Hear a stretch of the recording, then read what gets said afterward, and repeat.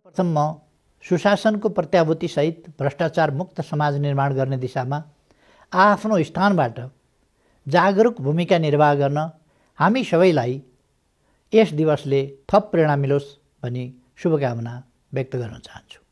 भ्रष्टाचारलाई विश्वव्यापी रूपमा दण्डनीय अपराध बनाउने मूल उद्देश्यका साथ सन् 2003 पारित महासन्धिको नेपाल फरवरी 2011 देखि नै पक्ष राष्ट्र बनिसकेको छ। भ्रष्टाचारका विरुद्धमा विश्वव्यापी जनचेतना अभिवृद्धि गर्न हरेक वर्ष आजको दिनलाई भ्रष्टाचार विरुद्धको अन्तर्राष्ट्रिय दिवसका रूपमा मनाउने गरिएको छ। हामीले हरेक वर्ष विशेष कार्यक्रम गरी यो दिवस मनाउने गरेकोमा यस वर्ष कोभिड-19 को महामारीका कारण भर्चुअल माध्यमबाट यहाँहरू समक्ष उपस्थित हुनु परेको छ। महासन्धिको पक्षीय राष्ट्र बनेपछि यसको कार्यान्वयन गर्न राष्ट्रिय रणनीति तथा कार्ययोजना बनाई कार्यान्वयनमा ल्याइएको छ। सोही कार्ययोजना कार्यान्वयनको दोस्रो आवधिक समकक्षी पुनरावलोकनको लागि संयुक्त राष्ट्रसङ्घको सम्बद्ध निकायमा प्रतिवेदन पेश भइसकेको छ।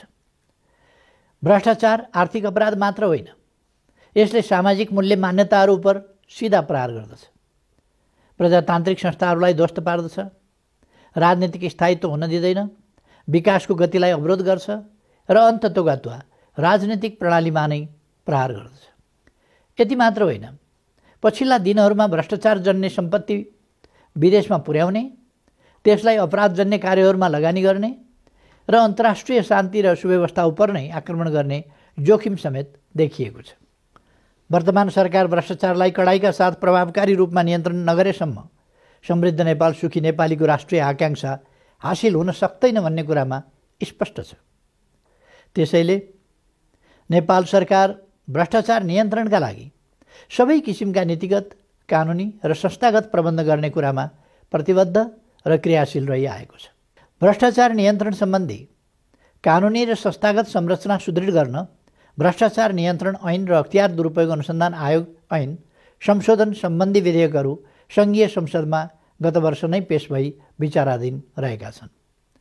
भ्रष्टाचार नियन्त्रण ऐन सम्बन्धी विधेयकमा सार्वजनिक खरिदमा हुन सक्ने अनियमितता वा ढिलाइ सम्बन्धी कार्यलाई पनि भ्रष्टाचारको दायरामा ल्याउने, विदेशमा लगेर राखेको सम्पत्ति फिर्ता ल्याउने र सार्वजनिक सेवा प्रवाहमा रहेको सर्वसाधारणको पुँजी प्रयोग गर्ने निजी क्षेत्रलाई समेत समेट्ने प्रस्ताव गरिएको छ।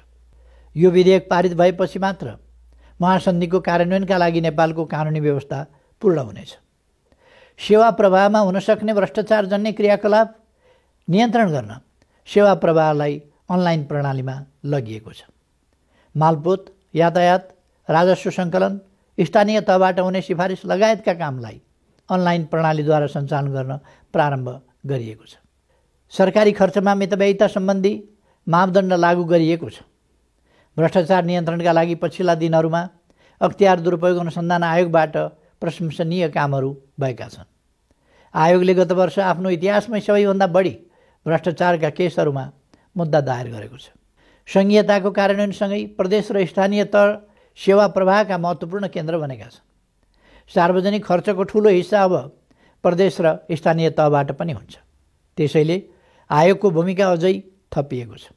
यसै क्रममा आयोगले स्थानीय तहमा हुन सक्ने भ्रष्टाचार रोकथाम गर्न 61 बुँदे निर्देशिका जारी गरेको छ। भ्रष्टाचारमा सजाय गर्नुभन्दा स्रोतमै नियन्त्रण गर्नु बढी महत्त्वपूर्ण हुन्छ। त्यस दिशामा चालिएको यो महत्त्वपूर्ण कदम हो। नेपाल सरकारले आयोगको काममा कुनै पनि किसिमले हस्तक्षेप गरेको छैन र गर्दैन। आयोगलाई आवश्यक स्रोत र साधन उपलब्ध भएको नै छ। नेपाल सरकार आयोगको काममा प्रभावकारिता अभिवृद्धि गर्न आवश्यक सहयोग गर्न तत्पर छ। राजस्व अनुसन्धान विभागले पनि बितेका 3 वर्षमा 30 वर्षमा दायर गरिएका भन्दा बढी राजस्व छलीका मुद्दा दायर गरेको दृष्टान्त यहाँ उल्लेखनीय छ। दिदीबहिनी तथा दाजुभाइहरू, मैले प्रधानमन्त्री भएदेखि नै म भ्रष्टाचार गर्दिनँ, भ्रष्टाचार गर्न पनि दिन्न भन्ने सङ्कल्पलाई दृढताका साथ लागू गरेको छु। तर हामी सबैलाई थाहा भएकै कुरा हो कि भ्रष्टाचार एक बहुआयामिक विषय हो। भ्रष्टाचार एकजना प्रधानमन्त्री, मन्त्री वा कुनै एउटा निकायको प्रयासले मात्रै नियन्त्रण गर्न सम्भव हुँदैन। भ्रष्टाचारलाई सामाजिक रूपमा नै निन्दा र भर्त्सना गर्नु जरुरी हुन्छ। वर्तमान अवस्थामा निजी क्षेत्रले पनि सार्वजनिक सेवा प्रवाहमा ठुलो हिस्सा ओगटेको छ। त्यसैले म यस अवसरमा भ्रष्टाचार नियन्त्रणमा निजी क्षेत्र, नागरिक समाज र आम जनसमुदायसँग समेत सहकार्यका निमित्त अपिल गर्दछु। नेपाल सरकार भ्रष्टाचारजन्य क्रियाकलाप नियन्त्रण गर्न नागरिक समाज र सञ्चार जगतबाट गरिने खबरदारीलाई सदैव स्वागत गर्दछ। तर सबै कुरामा भ्रष्टाचार नै देख्ने नकारात्मक किसिमका टिप्पणीहरूले सार्वजनिक पदाधिकारीहरू काम गर्नबाट हतोत्साहित हुन्छन्। यस्ता कुरामा कसैले पनि राजनीतिक स्वार्थ सिद्ध गर्ने उद्देश्य राख्नु हुँदैन।